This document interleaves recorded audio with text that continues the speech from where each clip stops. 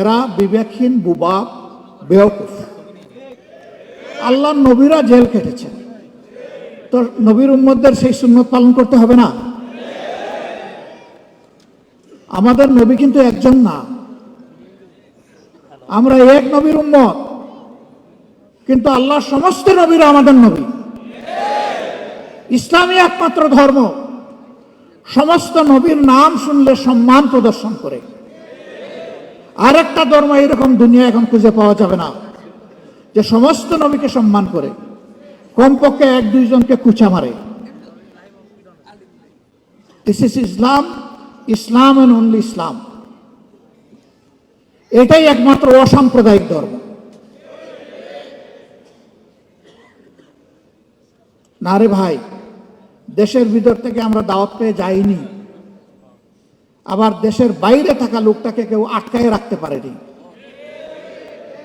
তিনিও সকল মায়ার বাঁধন, ওই জগতের মায়াজাল ছিন্ন করে তার দায়িত্বের অনুভূতির কারণে তিনি একজন ফাইটার হিসাবে, আল্লাহর একজন সৈনিক হিসাবে আদালতে দাঁড়িয়ে তিনি বলবেন, আমার বিরুদ্ধে যত অভিযোগ, হে আল্লাহ তুমি সাক্ষী থাকো, সব মিথ্যা। তাই তারা করেছেন, আমরা ছেড়ে যাব না। হ্যাঁ, আল্লাহ তাআলার নির্দেশে বিশেষ প্রয়োজনে যদি কখনো যেতে হয় সেটি ভিন্ন, কিন্তু শুধু জান বাঁচানোর জন্য একটু শান্তিতে মায়ার জালে একটু গোড়াগড়ি করার জন্য ইসলামী আন্দোলনের লোকেরা যায়নি, ইনশাল্লাহ যাবে।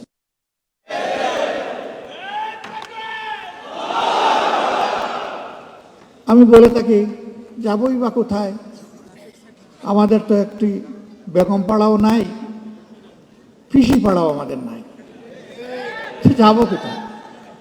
কারো আছে বেগম পাড়া, কারো আছে পিসি পাড়া, আমাদের নাই তো ওটা, এবং আমাদের এটা প্রয়োজনও নাই। আলহামদুলিল্লাহ, আল্লাহ যে জায়গায় মায়া করে, মহব্বত করে পয়দা করেছেন, এই জায়গাতেই যেন আল্লাহ বেশি করে বরকত দিয়ে দেন, এবং সেই বরকতটা শুধু যারা মুমিন মুসলমান, সাচ্চা মুসলমান না, আল্লাহর পক্ষ থেকে রহমত যখন জোরে, ওই নাফরমানও রহমতের অংশীদার হয়ে যায়।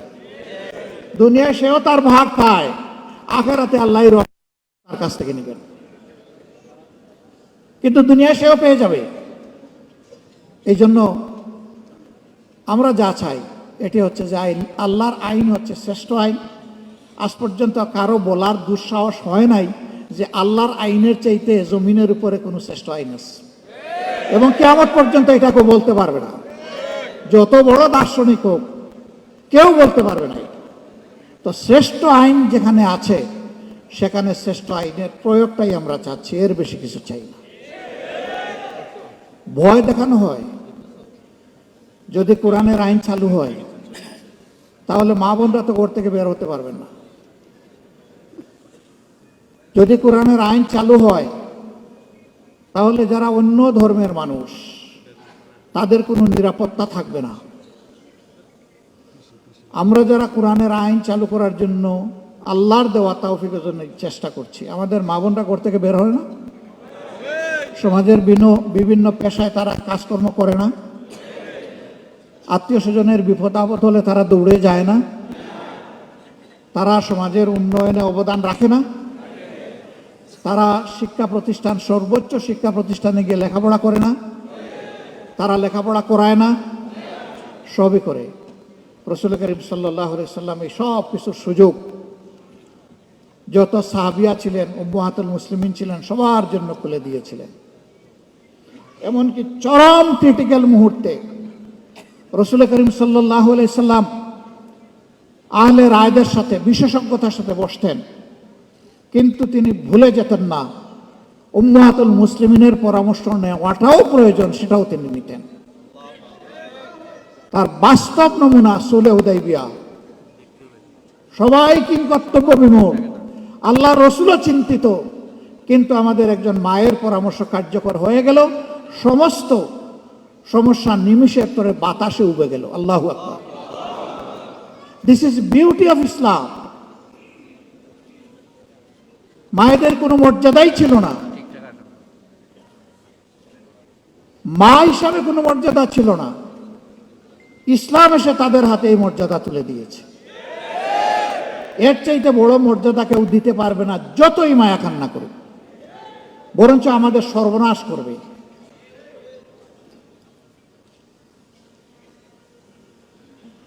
বলে যে ও মুসলিমরা, এদেরকে আবার কেউ কেউ প্রশ্ন করে অথবা শিখিয়ে দেয়, বলে যে আমাদের কাছ থেকে জিজিয়া কর নিবেন কেন? একজন বড় লিডার একটা ধর্মের আমাকে এই প্রশ্ন করলেন।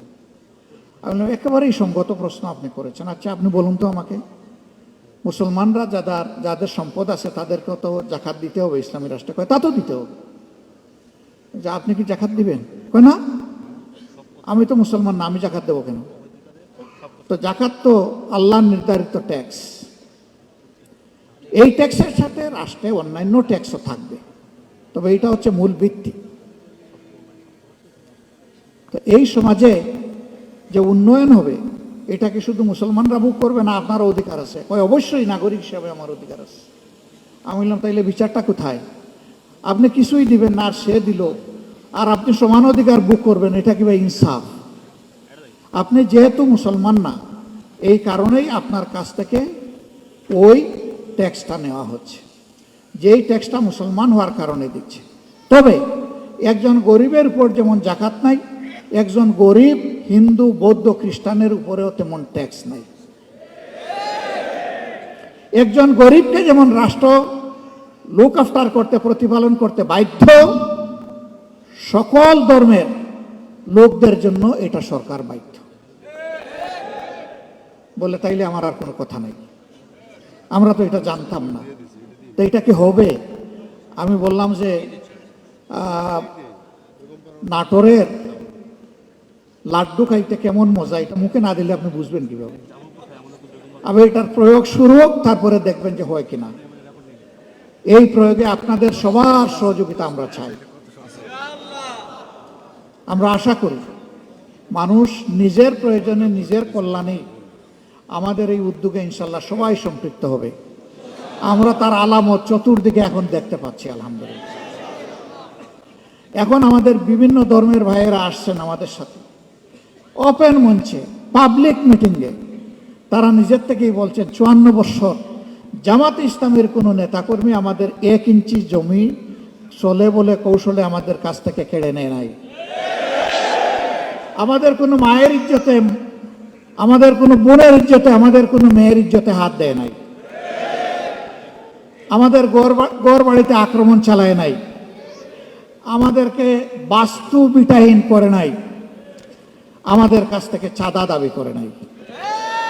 আমরা শিখাইয়া দেই না রে ভাই, তাদেরকে বলি যে আপনি আপনার মনের মতো করে যা ইচ্ছা তাই বলতে পারেন, আপনি বলতে থাকেন।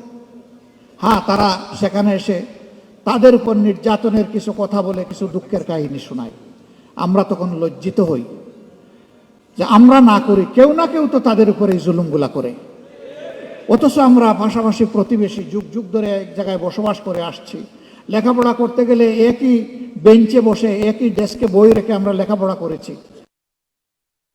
এই সহযাত্রীদের সাথে আচরণ কেন?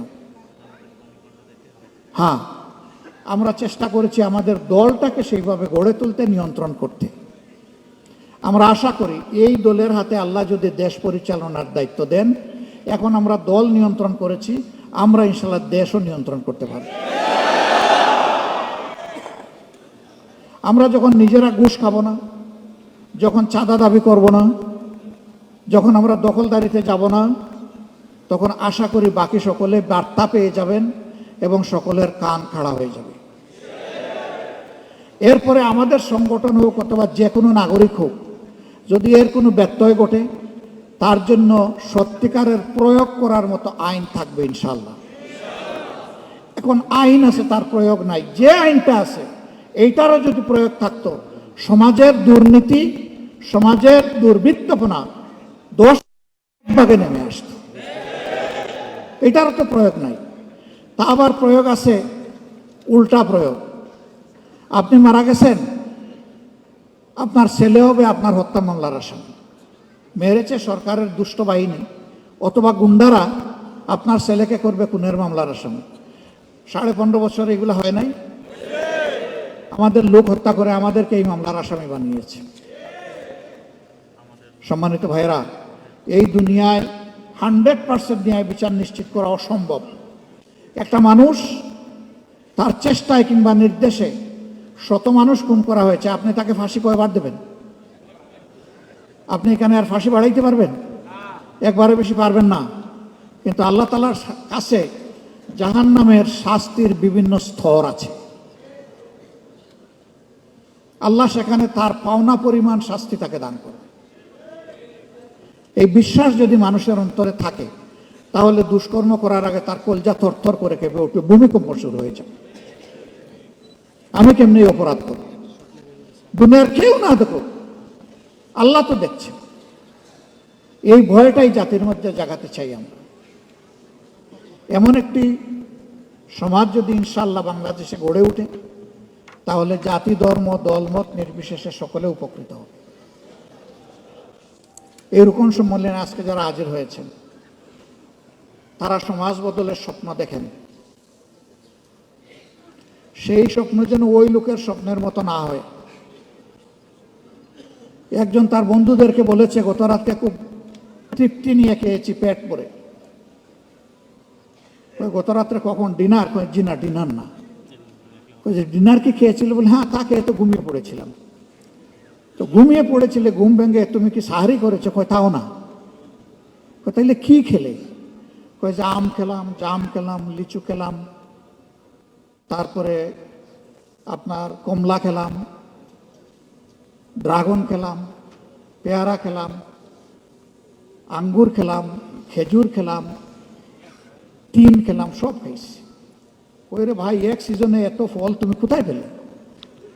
আমরা তো বাজারে এগুলা পাই না। কই ভাই, না ভাই, আমি তো স্বপ্নে খেয়েছি।